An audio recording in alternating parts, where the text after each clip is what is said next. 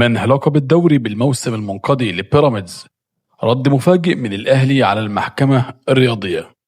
حسم مجلس إدارة النادي الأهلي برئاسة كابتن محمود الخطيب موقفه من تصعيد بيراميدز المستمر في ملف لقب الدوري بالموسم المنقضي وقرار المحكمة الرياضية الدولية.